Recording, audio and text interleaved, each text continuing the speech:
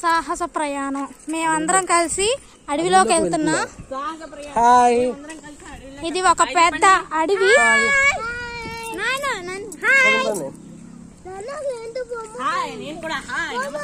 చాలా జాగ్రత్తగా వెళ్ళి రావాలి.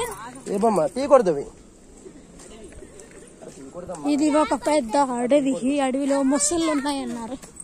ఈ ముసల్ని చూడడానికి మేము వెళ్తున్నాం. Forest area. చూసారా ఎలాగున్నదో.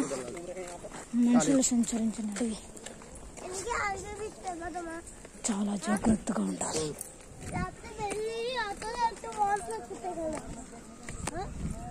ఇంకా బోల్డ్ జంతువులు చూడాలి మనం. ఇంకా బోల్డ్ జంతువులు ఉన్నాయి.